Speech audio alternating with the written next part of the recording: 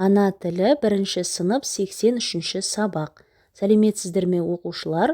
Бүгінгі сабақтың тақырыбы заттың сынын білдіретін сөздер.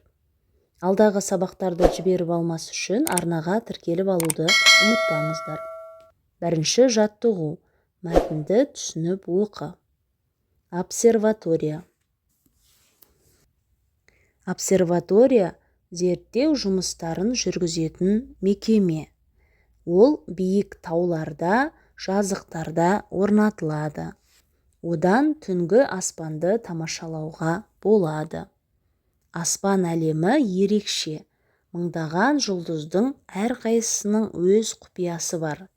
Олардың құпиясын зерттейтін ғалымды астроном деп атайды. Мәтін Ақ желкен журналынан алынған. Енді мәтін мазмұны бойынша сұрақтарға жауап береміз. Мәтін не туралы? Мәтін аспан, жұлдыздар және обсерватория туралы. Келесі сұрақ: обсерватория деген не? Обсерватория жұлдыздарды қарайтын жер.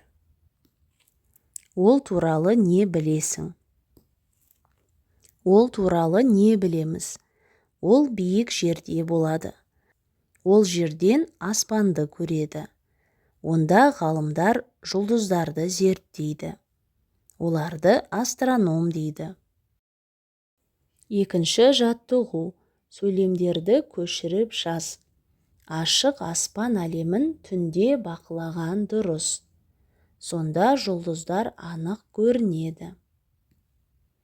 Заттың сынын білдіретін сөзді тауып сұрақ қой. Заттың сынын білдіретін сөз ашық. Оған сұрақ қоямыз. Қандай аспан? Ашық аспан. Қандай деген сұрақ қоямыз. Қай сөзбен байланысып тұр? Ашық сөзі аспан сөзімен байланысып тұр. 3 жаттығу. Суреттегі заттың сынын білдіретін сөздерді айт. Бізге кітаптың суреті берілген. Енді кітаптың сынын түрін білдіретін сөздерді жазамыз. Кітап қандай? Кітап қызықты. Қандай кітап? Қалың кітап. Қандай кітап? Ескі кітап.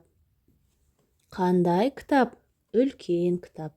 Осылай сөздерді айтуға болады.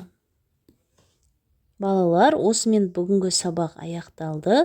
Келесі 84-ші сабақты көру үшін міндетті түрде арнаға тіркеліп алыңыздар. Келесі сабақта кездескенше.